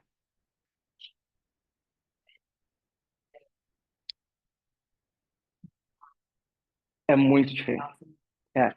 Só que uma caixa é 350 pila, né? Mas eu sou muito canguinha, cara. Quando eu vou no McDonald's, eu fico pensando assim, putz, será que eu compro esse novo de 45 ou eu pego o de 38? Eu acabo comprando de 38, eu sou muito canguinha. Então, quando eu compro essas lâminas da Sua Morton, eu acabo usando em alguns casos, né? Eu compro a de 50 pila na Speed pro dia a dia, de siso. Cara, siso, tu vai conseguir incisar bem com uma lâmina convencional. Mas, como ela disse, eu preciso fazer um procedimento mais delicado, tirar um enxerto do palato e tal, a gente vai acabar usando essas lâminas. Treino difícil, jogo é fácil. Se tu sabe usar lâmina ruim com a lâmina boa, tu vai surfar na onda. De novo, eu gosto de usar material bom, mas eu não desperdiço material bom. O meu dique de borracha de 300 pau a caixa, eu uso em alguns casos. Quando eu preciso capturar uma prótese protocolo, que eu uso o dique de borracha também, eu uso uma barato. Então, pô, a gente tem inteligência para ponderar quando vai usar uma ou outra. Essas lâminas aqui são muito boas. Já usou essa aqui, Juliana? Lâmina de Vivers da sua Morton. Para tu usar essas lâminas, as lâminas eu comprei umas quantas na Neodente, tá? Mas a sua Morton veio essas aqui também, tá? Eu acho que a menina que vem trazer alguns fios para a gente usar amanhã, ela tem essas lâminas. Vocês podem perguntar o preço, não sei que preço tá. Mas essas daqui eu paguei quando eu comprei a Viper da. Putz, me fugiu o nome agora. Eu vou mostrar para vocês a sequência, tá? Eu paguei R$ 800 cada lâmina. Ela é bem mais cara. Mas eu reutilizo elas, tá? Tu pode esterilizar e utilizar, porque esse troço aqui não é descartável, que nem. Em tese é. Mas ela funciona várias vezes. E ela casa nesse porta lâminas, tá? Ela desparafusa tipo uma furadeira, coloca ela parafusa de novo, ela prende. Ali tu consegue usar. Eu até deixo ela montada, pronta, esterilizada para usar. Para alguns tipos de procedimento. tá? Quando a gente quer... Isso aqui foi feito para catarata, para raspagem de cirurgia oftalmológica, né? E para incisões de cirurgia oftalmológica. É triafiado, triafiado. E aqui parece que é gigantesco, mas ela é bem fininha. Isso, para auxiliar na tunelização. E tem que cuidar, porque daqui a um pouco tu fenestra tudo, tá? Eu prefiro usar descolador. Eu comprei para testar, não casou na minha mão, um pouco habilidosa. Eu uso descolador, descolador, tá? Eu uso só para fazer uma sindesmotomia e depois eu entro com descolador, tá? Na verdade, que são os tunelizadores. Eu uso o tunelizador. Mas tem essas opções que vocês estão vendo também para incisar, né? Nessa foto aqui, basicamente eu faço uma cinesmotomia com ela, faço a frenecto e depois entro com o tunelizador ali para tunelizar, né? E aí tiro o tecido do palato e a gente acaba fazendo tipo de um zíper. Não sei como é que vocês usam na pele ali, mas eu faço um acesso até aqui, tunelizo, faço a cinesmotomia com esse troço aqui, faço a tunelização, coloco o enxerto como um envelope para um lado e para o outro, desepitelizo e faço uma sutura tipo zíper. Não sei como é que vocês fazem na pele, mas eu faço assim. Funciona bem, né? Anda legal. Esses são tunelizadores. Esse aqui eu recomendo que vocês comprem o do caro. Esse é o mais caro, que é o da Welfor, é o melhor. A Welfor, se vocês jogarem no Instagram, vocês vão ver que eles vendem várias coisas boas. Esse é um dos tunelizadores mais top. Tem tunelizador mais barato, não é igual, mas é tão bom quanto, que são os tunelizadores da... até o Ricardo Kern desenhou um. Não é da Supremo. Putz, cara, eu tenho dois kits dessa marca aí que eu acho que é Supremo. É Supremo. Eu tenho a linha Black da Supremo, que é bem boa, que eu comprei antes do Ricardo Quer lançar, e o Ricardo lançou uma agora que ela é laranja. Se vocês entrarem no Instagram da Supremo, aí vocês vão ver. E a Timo é bem boa também, tá? Eu tenho os kits da Supremo, tenho uma outra dessa marca aqui, mas esse kit aqui para mim é o melhor, tá? É Supremo, né? É a Supremo. A linha Black da Supremo e tem a linha colorida. Eu prefiro a linha Black, é um pouquinho melhor o fio, tá? Essa aqui é o melhor. Quero comprar o melhor. Esse é o melhor. Tem, que é da Supremo, que é o laranja. Esse aí. Ele tem essas ventosas tipo de polvo, assim, que é tri boa. Se eu não me engano, a gente tem um kit. Aqui tem tunelizador, não comprem ainda. A não ser que vocês tenham cirurgia para fazer. Usem os da escola. A gente tem o caro, tem o barato, tem o intermediário. Vocês usam os três, veem qual é que acham melhor e comprem assim. Não saiam comprando de maneira desesperada, tá? Vai dar errado. E a gente faz esses procedimentos aqui. Isso aqui vocês vão fazer mais em implante do que em dente. Mas se tiver dente, a gente vai fazer. Tem professor periodontista, tem professor que se acha periodontista, tem professor que não é periodontista e que faz pério. Vocês vão ver todas as hipóteses. Não deixem de ouvir os outros, porque essa pequena regulagem fina que vocês vão fazer no rádio da implantodontia de vocês, daqui a um pouco é o despertar para fazer melhor que nós, num tempo menor ainda. Tá? Então, escutem todas as variáveis, não entendam que o que um disse é melhor do que o que o outro disse, são pontos de vista diferentes para chegar no mesmo lugar. Então, escutem e ponderem com a inteligência de vocês qual é a melhor hipótese para a mão de vocês. Tem coisas de prótese que eu faço, foi um buco que me ensinou. E tem coisas de implante que eu faço, foi um protesista que me ensinou. E o protesista fazia muito melhor que o meu professor de implante. Muito. Infinitamente melhor. Então, escutem essas variáveis e ponderem para a linha da vida corrida de vocês. Isso aqui vocês vão aprender com o Ekman, vocês vão aprender com o Luciano, comigo, professor da prótese, e vocês vão acabar usando no dia a dia de vocês para resolver resultados como esse, enfim, e outros mais delicados. Tá? Bisturi tem jeito de usar. Esse tipo de uso, ele é um uso mais médico. A gente não tem esse espaço maravilhoso e esse campo objetivo que a medicina tem para operar uma perna, para fazer uma blefaroplastia, para fazer uma incisão no cabelo, para fazer uma incisão na perna. A gente não tem esse campo para se divertir. Nosso campo é limitado, é escuro, é úmido e é cheio de dentes brancos, né? Ou levemente amarelados, se ele não fez um clareamento de consultório com você. Mas o uso é mais ou menos esse. A gente incisa em 45 graus. Por quê? Porque é a melhor maneira de furar o tecido. Porque a lâmina tem o seu melhor corte. Se não for 11, que é uma lança, qualquer outro, a melhor incisão é a 45 graus.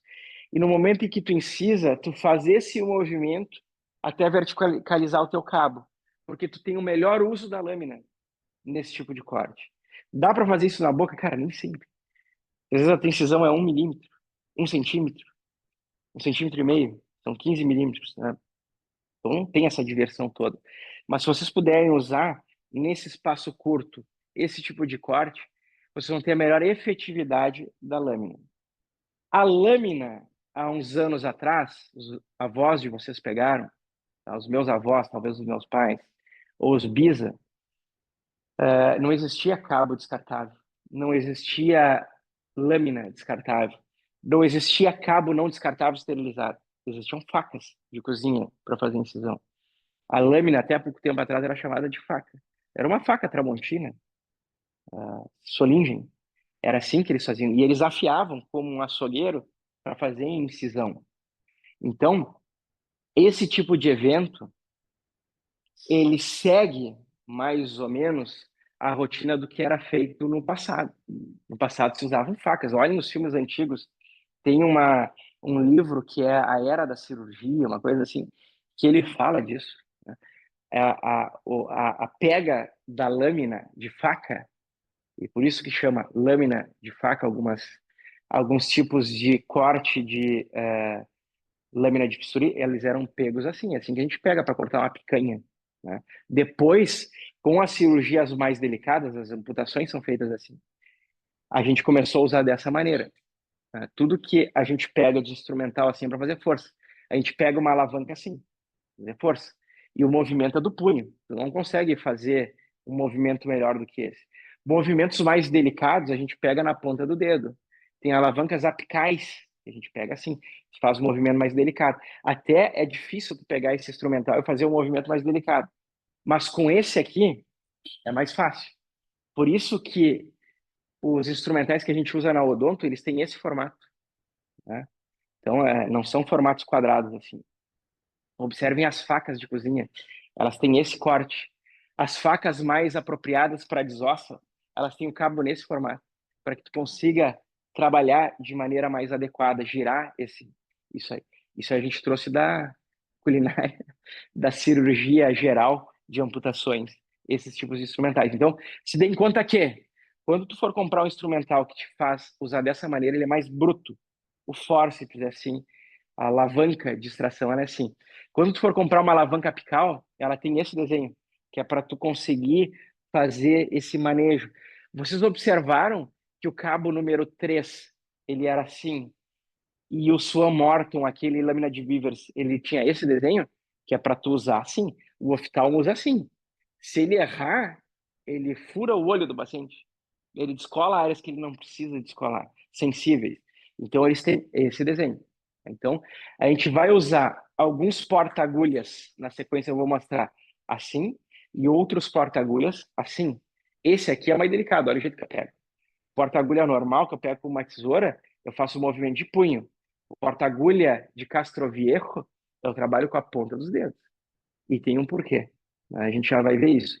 Essa lógica, ela tem que ser objetiva para que vocês saibam como vocês vão usar. Outra maneira de incisar que não seja o bisturi frio, com a lâmina que vocês quiserem e com o cabo que vocês quiserem. É o elétrico. Esse cara aqui custa 28 pau. Tem de 30, tem de 35. Ele tem duas opções: corte, e ele tem uma opção de coagular, normal e bipolar. Bipolar é que ele tá alegre, daqui a um pouco ele tem um surto de fúria? Não. Bipolar é porque ele tem dois polos, tá? Então, quando tu usa o corte, que é o amarelo, isso aqui é universal. Se vocês tiverem a oportunidade de operar no Japão ou em Punta Cana, vai ser exatamente igual, tá? Diferente que Totacana tem praias melhores do que no Japão, mas o bisturi elétrico, ele é igual. O corte, que é no amarelo, ele corta mesmo. Ele faz uma vaporização do tecido, uma queima do tecido absurda. A coagulação, que é no azulzinho, nesse botão de cima, coagulação aqui, ele vai parar um sangramento. Então, tu tem que cortar o tecido, tu vai cortar no amarelo. Tu tem que coagular um vaso que tá babando, tu vai no coagular, ele é um pouquinho mais suave. E o bipolar é uma pinça, que tu prende o vaso que tá sangrando e quando tu encosta os dois polos, ele coagula. Dá aquela coaguladinha ali, o sangramento para. É bem bom. Só que tem um custo. É como tudo na vida, né? O que é muito bom é mais caro, o que não é tão bom é mais barato. Vocês acham no AliExpress um cautério barato por R$ 300, R$ 400? Para o nosso uso, que vai ser não muito corriqueiro, mas para alguma situação específica, dá para comprar uma barata. Não precisa comprar equipamento caro desse jeito. Mas existe essa possibilidade, tá? Grande vantagem, tu incisa e não sangra. Grande desvantagem, dói para um carvalho o pós-operatório. Sobretudo se vocês usarem isso aqui no palato. O paciente vai ficar um mês reclamando de dor. É tipo pegar um catupiry aqui no café do lado e queimar. Recém saiu do micro-ondas. Ele queima o que está dentro e não queima o que está fora. Nem esquenta o que está fora. Dá uma mordida naquele catupiry e te queima o palato. Tu fica uns 15 dias com dor. O cautério também oferece isso. Tá? Mas tu vai ter um corte sem sangramento. Não convido que vocês usem isso aqui no palato, porque vai doer. Tá? Vai doer.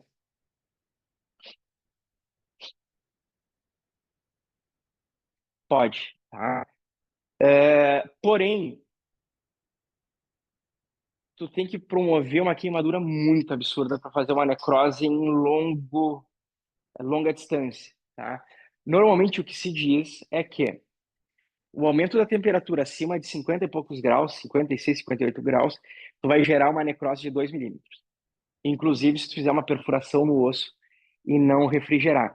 Se tu fizer um uso pontual em áreas que estão babando de dentro do osso, a tendência natural é que tu não prejudique o teu implante, nem o teu enxergo, tá? Eu restringo o uso do eletrocautério em tecido mole. Tá? Como é que tu para sangramento intraósseo? Eu entupo ele com o próprio osso que está na volta ali, como uma rolha de um vinho. Já viram sangramento vindo de dentro do osso? Troço chato. Pega o teu descolador de Mohs, aquela ponta, começa a raspar o ossinho da volta e entope aquele buraco com o próprio osso do paciente, vai parar de sangrar. Tá? Também dá. Também dá. A anestesia também é um método. Tá? Eu uso esse método físico aí. Né? Porque depois da vaso, a gente vai ver na aula numa das aulas da sequência, o Rafa já deve ter falado para vocês isso, que depois da anestesia, que a gente tem vasoconstrição, a gente tem uma vasodilatação acontecendo naquele sítio. O sangramento pode voltar depois de uns 5 minutos. Então, eu costumo entupir com o próprio osso mesmo, mas funciona. Tá? E esse cara aqui queima. Ele transforma energia em calor. Da energia elétrica, que a gente liga na tomada 220, 110, ele transforma isso em calor. Ele queima. Se vocês pegassem uma Alecron muito quente e fizesse o mesmo uso, ele faria o mesmo efeito, tá? Então é queimadura. Então eu acho muito bom para situações muito pontuais. Tá? Top. Laser cirúrgico, o Gabriel comentou ali, a Júlia também, né? A gente tem opções. Ele não queima o tecido, ele faz ablação. Tá? E ele tem um poder absurdo, que é sensacional, é fantástico, é maravilhoso, é divino, é angelical. Que outro adjetivo eu posso dar? É absurdamente gostosinho o pós-operatório, porque tu faz os mesmos efeitos do eletrocautério sem a dor. Aliás, com analgesia. Só que isso aqui tu tem que ter uma paciência de monge, porque a incisão é bem lenta. Eu não tenho esse talento de aguardar com que o laser funcione. Mas, para pequenas reaberturas, para situações pontuais, ele funciona absurdamente bem. Tu já usou, Juliano? Comentou de reabertura? Dá para usar aqui na escola. A gente tem exatamente esse equipamento, tá? E tem vários outros também que a gente pode usar para reabertura, que são sensacionais, tá? O tecido mole adora isso, tá? Esse tipo de laser. 35. Já custou 28, agora custa 35. Esse mesmo. Tá? Esse é o Terra Laser. Tem da MM Optics, tem outros. A gente tem alguns aqui na escola que vocês podem lançar mão. E ele segue aqui, ó. Vocês viram? Pica-pau. Ele vaporiza o tecido, ele faz a ablação, ele não queima. Tá? E ele tem um potencial analgésico absurdo. Só tem que usar um óculos para proteger os olhos de vocês e os olhos do paciente e os olhos do auxiliar. Então, já fica com uma discromia ali do tecido. Tá? Superado a maneira como a gente pode cortar, e eu não coloquei aqui as fotos, mas a gente pode incisar com tesoura. Na bucofacial a gente incisa muito com tesoura. Tá? É uma maneira também de fazer um corte em curva, fazer um corte um pouco diferenciado, em zigue-zague, enfim. Mas dentro da boca a gente não usa muito, por isso que eu não botei. Tipos de incisões. Tá? Que incisões a gente pode usar? Tem várias técnicas, tem vários nomes, tem várias opções, tem vários tipos, mas nada, absolutamente nada, foge dessas 4 opções aqui que vocês estão vendo. Tem a incisão de Beavers, tem a incisão de Castro Viejo, tem a incisão de Neumann, tem a incisão de Wasmund, tem a incisão de Parte, tem a incisão, sei lá, deixa eu ver um outro cara aqui. Cada um deve ter até incisão de Gomes. Mas não interessa. Todas elas são essa aqui, pessoa física, ou a mistura de 2 ou 3 dessas outras, ou a mistura de todas. Nada foge dessas 4. Vai ter uma pergunta na prova que vai ser feita da seguinte maneira: quais os tipos de incisão que existem? Cara, vocês podem botar todos os nomes da lista de nomes de crianças que houver como nomes de incisão, mas a resposta são essas 4 aqui, porque nada foge disso. Tu pode botar do Arthur ao Zenit, nada vai fugir dessas 4. Tá? Então a resposta para a vida clínica de você cirúrgica, ela não vai fugir da linear, da trapezoidal, da semilunar e da angular. Tá? A incisão de Parte é essa aqui alta. A incisão de Wasmund é essa aqui. A incisão de Neumann é essa aqui. A incisão de Neumann modificada é essa com essa aqui. Nada foge dessas 4. Tá? Então, não respondam nada diferente disso que vocês estão vendo na tela. Isso aqui tem toda a cara de pergunta de prova. Mas eu já me dei muito mal às vezes que eu não respeitei isso. Né? Tem situações, e eu opero desde que eu me formei em 2009, sozinho no consultório. Eu não tenho uma pessoa melhor que eu, igual que eu, ou que saiba o que o dentista saiba do outro lado para não dizer que ela fez errado. Eu acabo descobrindo, desde a minha formatura, com o pós-operatório ruim do paciente. E esse tipo de descoberta, a gente apanha muito. É o famoso treino difícil. Né? E todos os efeitos colaterais que eu tive, que vocês vão copiar na sequência, elas foram falha disso que eu descrevi para vocês. Isso aqui não está em livro. Isso aqui eu coloquei porque foram erros que eu cometi por não ter respeitado isso. Isso aqui não é historinha de autoescola, não buzine na frente de hospital, pisca alerta quando chegar numa faixa de segurança. Não. Isso aqui foram falhas que eu, pessoa física, o meu CPF teve e que me deram muitos problemas nos pós-operatórios. A incisão tem que ter boa amplitude. Não é para fazer um central e incisar até o 27. Não é isso. Mas é amplitude suficiente que vocês precisam para apoiar um afastador. Lembrem que a criatura que vai estar auxiliando vocês, daqui um pouco não é dentista. E ela não sabe que se ela forçar um pouquinho a mão dela, ela vai lacerar o tecido. Uma incisão pequena com uma laceração é pior do que uma incisão grande sem laceração. Tá? Boa visibilidade da ferida operatória.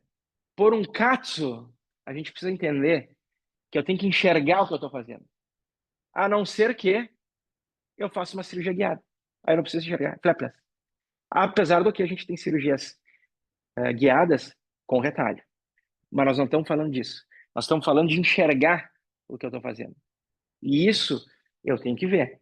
Porque, de novo, se eu não estou enxergando o osso, entendam que isso aqui é um osso, e a gente tem uma encia, uma gengiva, uma gum em cima disso, e essa gengiva, por critérios visuais, se ela está ali, eu não estou enxergando o que está embaixo, eu posso entrar com a minha fresa desse jeito. Por isso que eu vou trazer um iPad para desenhar no quadro. A gente nunca tem a caneta, não precisa. Eu posso botar a ponta do meu implante para fora do osso, se eu não estou enxergando, né? E isso é um erro muito comum, que a gente descobre quando, na reabertura ou na reabilitação, ou 4, 5 anos depois, uma mancha escura aparece no ápice desse implante e é logo ele ali embaixo. Porque o osso é assim, eu coloquei o implante assim para fazer uma prótese parafusada. Assim é o certo. Mas eu tenho que recobrir esse osso com alguma coisa, ou eu tenho que botar ele um pouquinho mais curto, para que ele não saia para fora. Então, algumas vezes eu tenho que ser menos conservador para ser mais conservador. E isso, quem me dá essa hipótese, é o tipo de incisão que eu vou fazer. Incisão, ela deve ser única.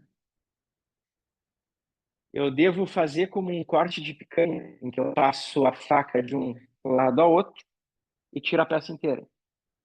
Se eu fizer uma incisão no tecido mole de um paciente vivo e ficar usando como um serrote, que é assim que a gente faz algumas vezes, eu vou, no meu descolamento, lacerar esse tecido, eu vou ter um sangramento maior. Já devem ter se dado conta disso.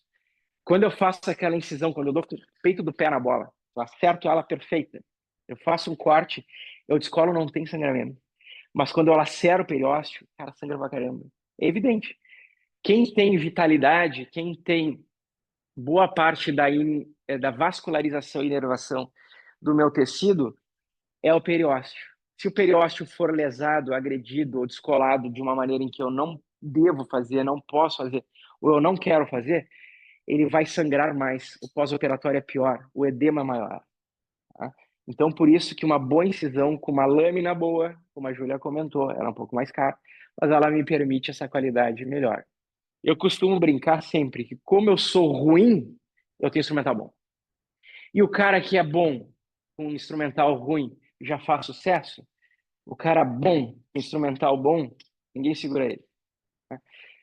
De novo, não precisa comprar o mais caro, mas compra o melhor no preço justo, que vai ser muito melhor do que uma barata. Tá? Permitir adequado afastamento de tecido sem que tu tenha danos a esse tecido, caso naquilo que eu falei. Uma incisão muito pequena, o teu afastador de Minnesota não entra direito e aí tu acaba lacerando o tecido.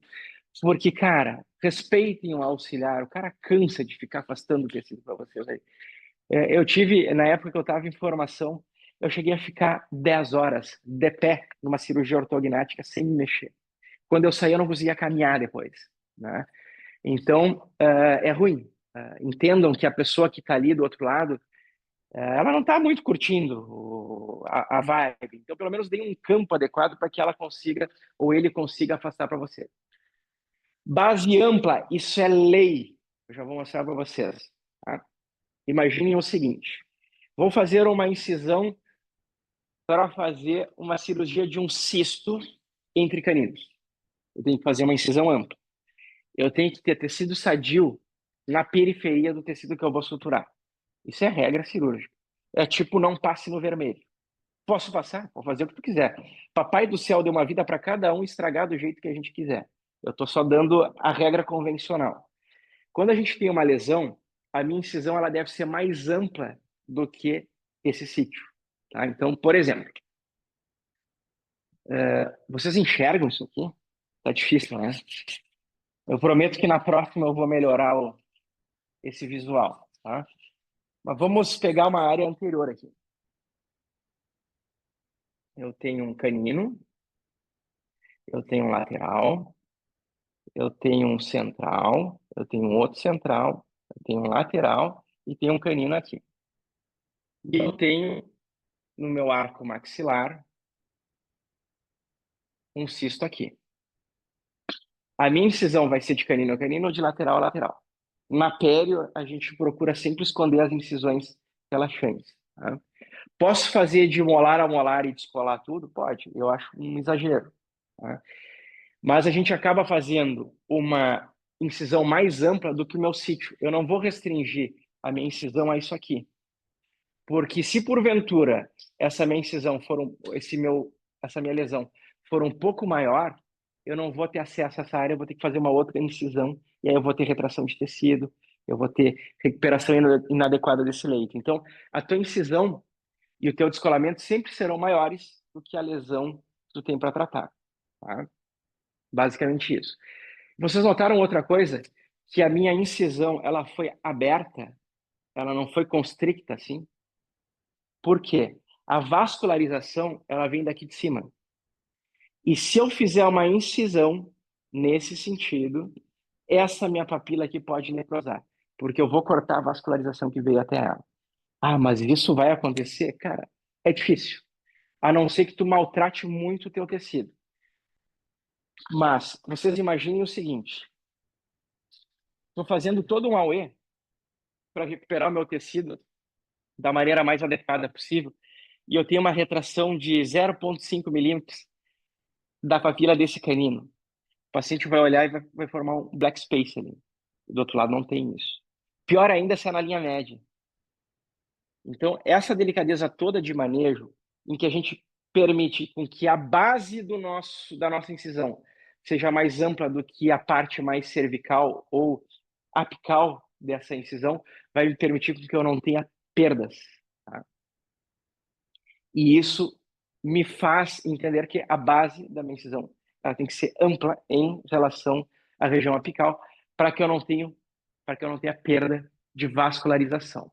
E olhem só, margens do retalho, elas devem repousar sobre tecido sadio. Deu para entender essa frase? Base do tecido, ela deve repousar sobre tecido sadio. Certo? Não devo manter tecidos necróticos. Resto de dente, resto de dentina, resto de metal da Zecri. Além do que, aquele desenho que eu fiz para vocês mostra que o tecido que não estava sadio, ele estava aquém da minha incisão. Então, eu não devo repousar um retalho exatamente em cima do meio de uma lesão. Essa é a lei, tá? E aqui é um exemplo, né? A gente que precisa de muitas coisas, a gente fazer esse tipo de fotografia para que a gente consiga fazer planejamentos em Smile Cloud, DSD, são planejamentos virtuais para a confecção de um enceramento digital. Isso aí vocês vão aprender tudo, tá? E nesse caso aqui, esse é o tipo de incisão que a gente vai construir. Quando a gente precisa trabalhar numa área um pouco maior. Tá? Então, a gente vai ampliar a nossa incisão e vai manter, se houver relaxantes, a gente vai permitir com que a base dessa incisão ela seja naturalmente mais larga do que a porção apical. Isso está claro, né?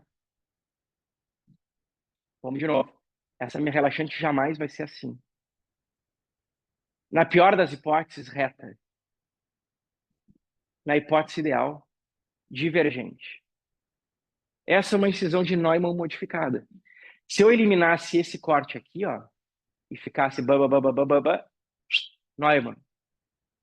Se eu fizesse essa incisão sem envolver papila, chamaria de Wasmund.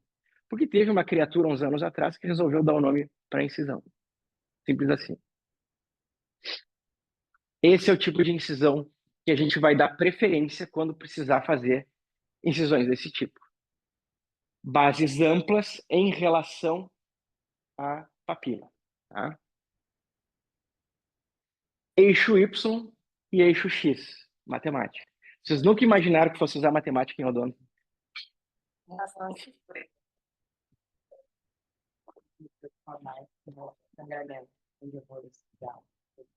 Perfeita a pergunta.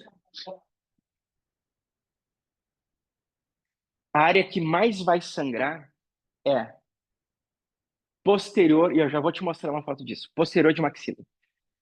A gente tem, por causa do plexo. Para tu atingir o plexo é difícil, mas dá. Eu tenho muita. Exatamente, é por isso que eu gosto da lâmina 12. Exatamente por isso. Tá? A área que mais vai sangrar é a região posterior de maxila em direção ao palato. O que que a gente tem ali? Que nervo é? Que veia, que artéria são? É a palatina. Tá? Muito bem, Xanice. A gente tem ali uma artéria que sangra muito, que é a artéria maxilar. A gente tem a artéria palatina anterior ali, que é derivada direta da artéria maxilar. A maxilar é uma artéria direta da nossa carótida externa, que é uma artéria que vem diretamente da carótida comum, que vem direto do coração. Então, essa bicha sangra feito um burro. E a gente deve cuidar muito dessas áreas, tá? É muito comum quando a gente tira enxerto de palato, em qualquer uma das técnicas, linear, alçapão, remoção em bloco, enfim, desepitelização em boca, em bancada, sangrar bastante. É assim mesmo, tá? Ela vai sangrar bastante, porque a gente vai pegar arteríolas periféricas da artéria palatina anterior, tá? A nasopalatina sangra um pouquinho, mas não é tanto. Mas essa é a área que mais sangra, tá? Eixo X, eixo Y, a gente vai cuidar o que eu já comentei com vocês. Incisão linear. Incisão linear, ela é linha, ela é uma linha. Vai do ponto A para o ponto B, e eu posso, se houver, descolar papilas ou não. Simples desse jeito. Esse caso aqui, foi uma das primeiras cirurgias que eu fiz. Incisão de descolamento. Aqui eu descolei papila. Hoje eu ainda descolaria a papila. Tá? Poderia fazer guiada flépias sem incisar. Poderia fazer uma cirurgia não sendo guiada a mão livre, flépias também, porque eu tenho bastante osso em altura e em espessura. Tá? Vocês notam um furinho aqui? A cicatrização de alvéolos, ela acontece de dentro para fora. Aliás, de fora para dentro, tá? É que nem cozinhar um ovo. O ovo ele cozinha de fora para dentro. Tanto que dependendo do tempo que tu deixar esse troço cozinhando, dentro vai estar cru. Isso aqui é igual. Dependendo do tempo que tu deixar isso aqui cicatrizar, dentro vai estar cru. Ele cicatriza de fora para dentro, de baixo para cima. E muitas vezes esse furinho acontece mesmo quando coloca enxerto ósseo, porque esse processo ele leva um tempo. E algumas vezes essas cicatrizes ósseas que a gente costuma ponderar, elas vão daqui até o fundo da ferida, sem estresse. Isso aqui tem 1 milímetro, 1,5 milímetros. A primeira broca tem 1,8. Vida que segue. E o melhor, aqui é exatamente a posição ideal para botar o implante. Tranquilo, sem estresse. Isso aqui vai ter de profundidade, algumas vezes, 4, 5 milímetros. Vocês vão perfurar no mínimo 12, 13. Sem estresse. Se vocês observarem isso aqui, depois de 4, 6, 8, 12 meses, tá tranquilo, é assim, Papai do Céu fez desse jeito.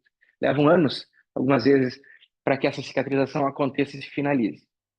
Mas essa é uma incisão linear. A incisão linear eu posso fazer no centro do rebordo, eu posso fazer ela mais palatina e eu posso fazer ela bem vestibular. Quando a gente não tem o interesse de fazer técnicas de enxerto, eu prefiro fazer bem no centro do rebordo ou levemente palatino. Por quê?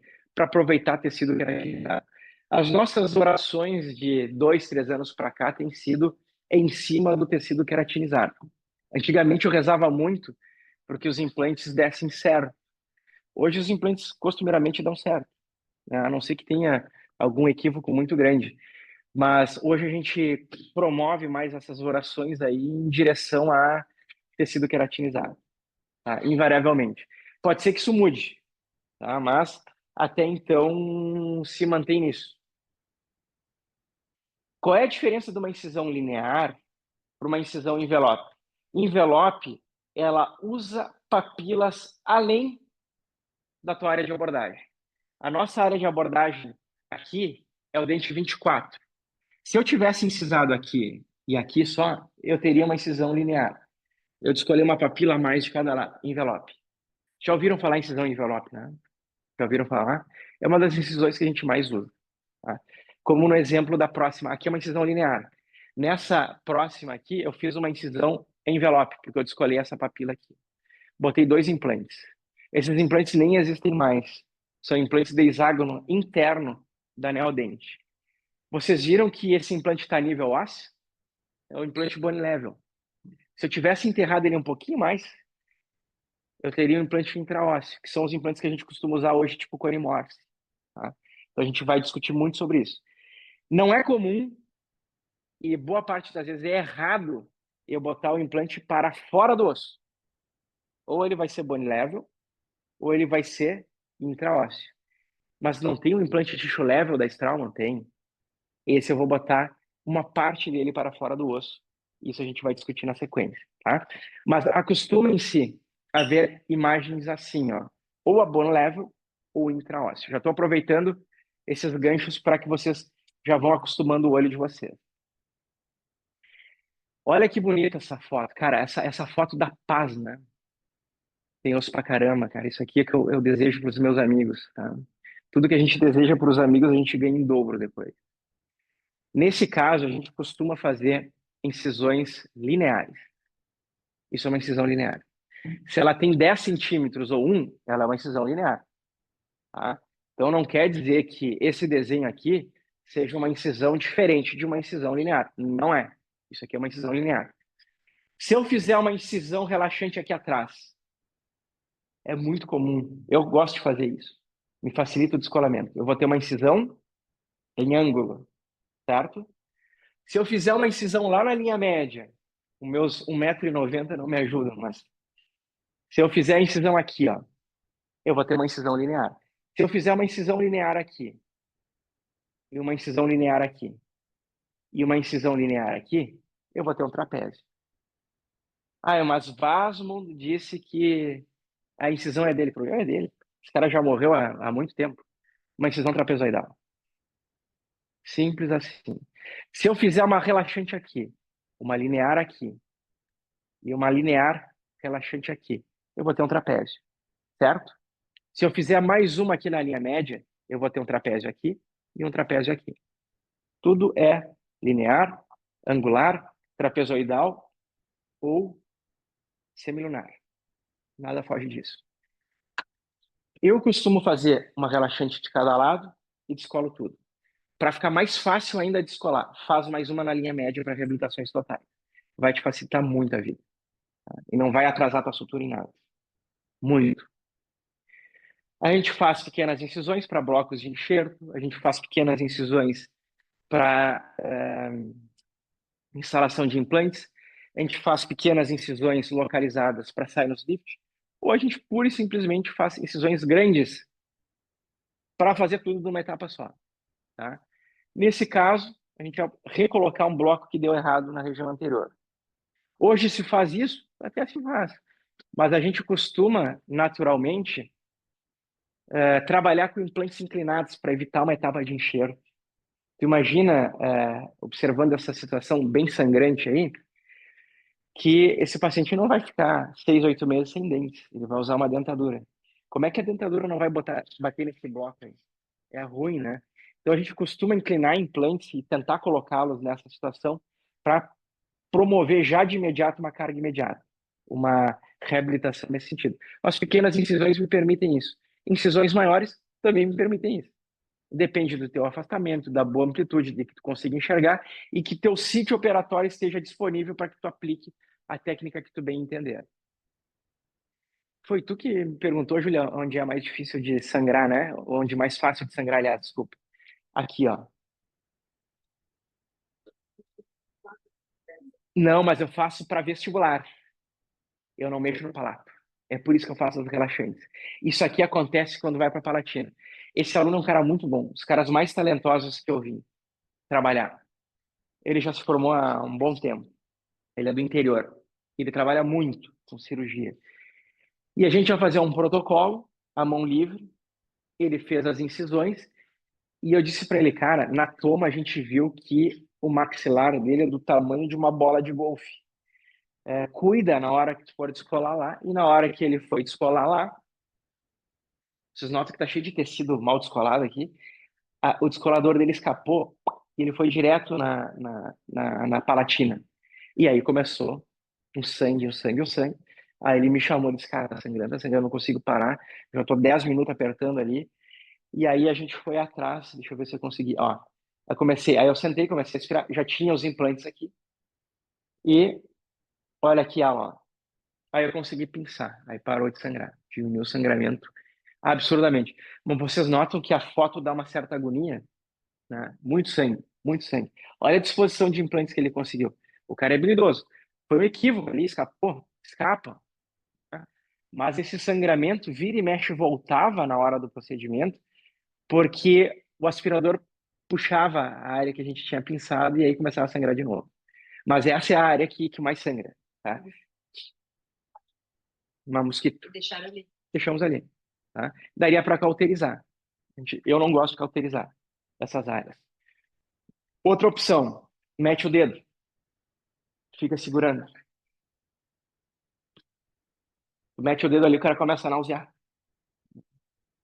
Então, é uma área que a gente deve evitar. E sangra. Sangra bastante. Bastante. Tá? E aqui tá a reabilitação pronta. Ah, houve cicatrizes, danos? Cara, não houve nada. Isso aqui, Papai do Céu nos fez de uma maneira tão legal que as coisas cicatrizam. E a mucosa tem uma condição muito boa, porque ela cicatriza muito rápido. A gente tem epiterização em 21 dias. Tu extrai um dente, aquele buraco bizonho de tamanho e de profundidade, ele em 21 dias está epiterizado. Então, manejando bem o tecido, a gente vai ter uma boa recuperação. Quem me comentou alguma coisa da lâmina 12? É aqui que eu gosto de usar ela. No palato, né, para tirar enxerto, e nessas áreas aqui. Aqui a gente está vendo uma foto de oclusal. Né? Parece muito fácil trabalhar, mas não esqueço que vocês vão estar, se são destros, a 9, 10 horas do paciente. Se vocês forem canhotos, vocês vão estar em 2, 3 horas do paciente. E a lâmina não entra a 15, mesmo 15C, ela não entra do jeito certo ali. Eu gosto de usar essa unhazinha de gato para conseguir, que é a 12, a fim de que a gente consiga incisar bem, sobretudo aqui, ó. Nessa área que costuma lacerar a papila, porque tu não incisa bem, é difícil, não chega. Ah, mas é habilidade? Não, não é nada, não chega, é físico.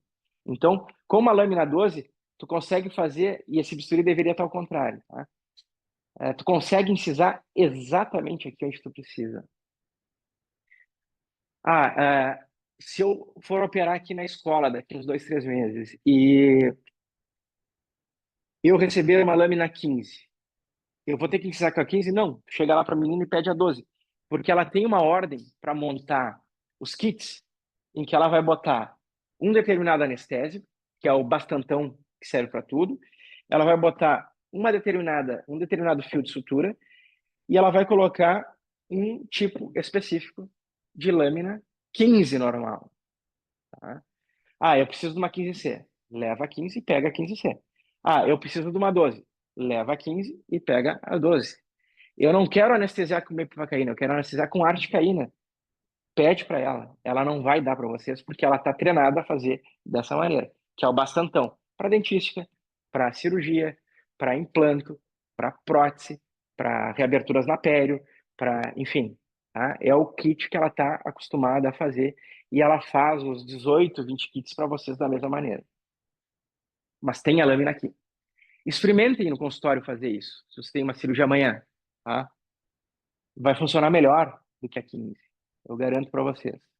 E a gente vai fazer uma incisão delicada a nível ósseo, mantendo o periósteo íntegro e colocando o implante na melhor posição possível. Basicamente isso.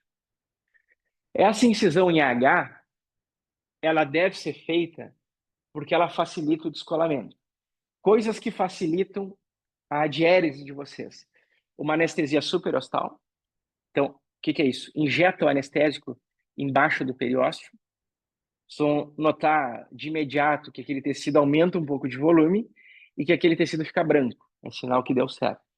Isso aí vai facilitar muito o descolamento de vocês.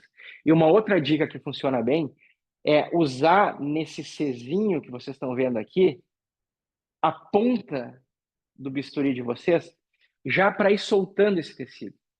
Eu costumo colocar a lâmina ali e já dar uma trabalhada com ela nesse sentido, já para ir soltando a papila para facilitar o descolador. Tá? Nesse caso, da mesma maneira, vai fazer uma incisão em envelope palatino para tirar um canino, colocar um implante e fazer o teu enxerto. Incisão em envelope palatino, incisão em envelope vestibular. Bem tranquilo, tá? Um outro caso aqui clássico, tá? Olhem que distância pequena que a gente tem do canino para o central. Qual é a melhor incisão? Eu dou preferência, nesse caso, de fazer uma incisão linear envolvendo essas duas nanopapilas, buscando não mexer nessas outras aqui, tá? Incisar de maneira bem delicada até aqui, ó. E descolar o mínimo possível, tá? Para que a gente não tenha perdas. Aqui tá anestesia, ó. Ficou branco? Top. A tua agulha tem que tocar no osso, tá? Para que tu tenha uma injeção subperiossal, tá? Incisão em H, exatamente a que eu mostrei para você. A gente tem que cuidar isso aqui, ó. Tá vendo? Tem placa. Cara, os caras não escovam os dentes, né? Ou escovam errado. Se essa placa cai para dentro do tecido, a gente tem um baita abacaxi no pós. Esse cara pode contaminar. E é por isso que quando a gente trabalha com biomateriais, tanto eles de titânio quanto de origem bovina, caprina, suína ou de vidro, hidroxiapatita, qual seja, a gente faz profilaxia antibiótica, tá? Ah, mas vamos discutir na aula de farmácia, a gente pode gastar tempo, investir tempo nisso, tá? Mas aqui na escola é de maneira inegociável o uso de antibiótico terapia prévia, incluindo isso. Uma profilaxia não resolveria? Sim. Mas é que nem faxina do apartamento. Se tu fizer hoje, amanhã vai estar sujo. Então é doutrina, domesticação do paciente. Para que ele saiba que se ele fizer xixi fora da caixinha, ele não vai ganhar o biscoito. Esses caras aqui não se dão conta da preocupação que a gente tem com a higiene. E por isso ainda a gente faz um bochecho de clorexidina 0,12 antes do procedimento. Para pelo menos matar a bactéria que está dentro dessa podridão aí. Tá? Descolamento. A gente vai com a pontinha do Molt contra o tecido ósseo. Esse aqui é um descolador de Molt 9. Vocês podem usar as curetas de Molt que funcionam bem. Pode usar os descoladores de Buser. Pode usar o que quiser, desde que seja delicado e tenha fio, seja afiado, tá? O que não cabe muito bem aqui são aquelas espátulas de cera, tá? Sabe aquelas espátulas 7, que é uma colherinha de um lado e uma ponta do outro? Essa não é tão boa, a não ser que vocês afinem. Se tiver afiado, funciona. Sem estresse. Vai com a colherinha de escola, faz uma boa incisão, tá? Passe uma gaze seca aqui, já vai dar uma vibe mais legal. A gente usa sempre guia. Então, a minha incisão, ela tem que permitir visualização, ela tem que permitir posicionamento, e aqui a gente tem um descolador, um afastador na vestibular e uma no palato, e ela tem que permitir com que a minha guia encaixe ali de maneira precisa. Tá? Guia cirúrgica super simples, feita com Denkley de R$ 1, dente de estoque Biotone, isso aqui 10 pila dividido por 10 dá R$ 1 cada dente. A minha guia custou R$ 2,50. Dá para operar tranquilo e ainda posso usar como guia multifuncional para capturar meu provisório. Foi o que a gente fez aqui. Tá? Perfuração. Já para vocês irem acostumando los ojos, tá? A gente coloca essa perfuração mais palatina do que mais vestibular. É no meio do palato? Óbvio que não. Quem vai me determinar isso é a guia. Tá? Então, esse cara aqui está saindo exatamente no símbolo. Acostumem o olho para isso. Tá? A gente tem várias posições que a gente pode posicionar o nosso implante. Paralelo aos dentes vizinhos, ou inclinado, se esse inclinado for inclinado igual aos dentes vizinhos, porque se os vizinhos estiverem inclinados e eu colocar meu implante reto, eu vou entrar raiz adentro. Eu tenho essa posição, lateral. Eu tenho uma posição, imaginem que aqui é vestibular e aqui é a palatina. Aqui é vestibular e aqui é a palatina. Eu posso colocar ele mais inclinado para palatino, ápice para vestibular, posso colocar ele todo dentro do osso, ou eu posso colocar ele com approach palatino. Ele é mais palatinizado em relação ao osso. E tem uma terceira inclinação, que é olhando o meu paciente de frente, eu vou colocar ele mais mesial, vou colocar ele mais distal, ou vou colocar ele no centro da ferida. Tanto faz, desde que seja o posicionamento ideal ou próximo ao ideal. Nesse caso, a gente colocou ele levemente palatinizado, metodicamente paralelo aos dentes vizinhos, e exatamente no centro do rebordo, no sentido mesiodistal, levemente palatino. Deu para entender? Esse tipo de visão a gente vai começar a ter a partir de hoje, tá? Amanhã eu vou comentar um pouco mais sobre isso. Esse aqui é um implante que chama Straumann. É um implante suíço importado.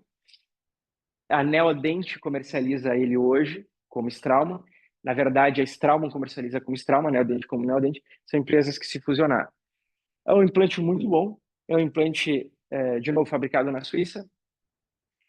De 600 e tralalá reais, vocês com o desconto da escola vão pagar 300 e tralalá. O implante nacional, que custa 378, com desconto da escola são pagar 200 e não sei o que. Então, de 200 para 400 é o dobro. O importado custa o dobro. Tá? Ah, meus pacientes são diferenciados. Usa esse. Meus pacientes não têm muita condição. Usa o nacional. Os dois são iguais. Funcionam muito bem. Esse aqui tem características um pouco melhores, no meu ponto de vista, meu CPF, não no CNPJ da escola. Do ponto de vista protético, ele é infinitamente melhor. Só que ele custa 2 a 3 vezes mais o valor da nacional. Qual é o melhor implante? Qual é o melhor carro? Depende. Se eu tiver um carro baixo, eu não chego em Livramento. Preciso ter um carro mais alto. Mas aqui para Porto Alegre, o BID funciona. Mais econômico. Então, qual é o melhor implante? Depende. Eu preciso escolher um implante. A gente vai sentar. Eu vou pagar um café para vocês. E nós vamos colocar a realidade de vocês na mesa e eu vou te indicar o melhor implante. Eu faço isso com todo mundo que me pede. Tá? Qual é o melhor momento para escolher o implante ou para eu comprar meu kit? Isso é vocês que vão me dizer. Eu tenho cirurgia sexta-feira. Nós temos que comprar hoje. Cara, eu tô inseguro pra caramba, eu vou deixar para fazer depois que eu terminar o curso. Beleza, velho. Tu vai usar todas as marcas possíveis aqui dentro da escola e quando tu te achar seguro, nós vamos fazer a compra. Eu vou te ajudar a comprar. Eu vou te ajudar a montar o kit.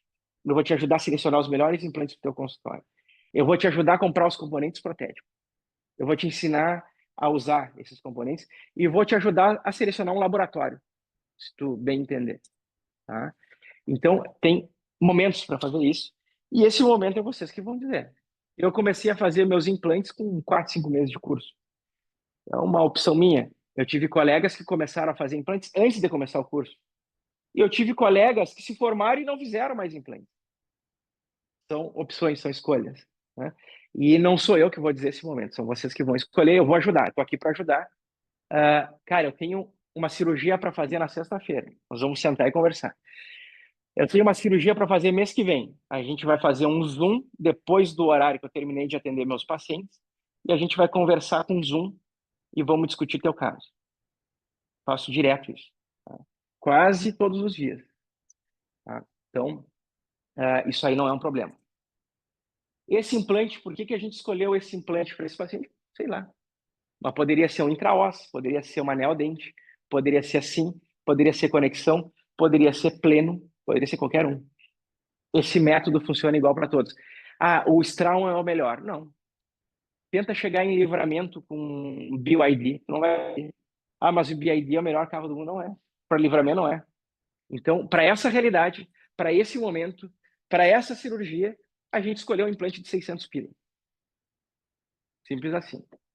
A gente faz o furo conforme os protocolos são necessários e esses furos, nessa condição, é um processo em que a gente começa de uma broca de menor diâmetro para maior diâmetro. O que eu quero que vocês observem aqui? Vocês se deram conta que a incisão e o descolamento que eu fiz não me atrapalhou em nada? É isso que a gente tem que respeitar. A gente coloca um implante ali dentro, da maneira como tem que ser, e a gente vai aprender isso na sequência, não na aula de hoje. Tá? Mas, invariavelmente, a minha incisão me ajudou na fotografia A minha incisão ajudou na colocação do implante, a incisão me ajudou na colocação da guia e me ajudou na carga imediata. E depois me ajudou ainda na colocação de um enxerto de tecido conjuntivo embaixo desse tapete todo. Tá? Tudo com uma incisão linear simples. Certo até aqui? Vamos tomar um café?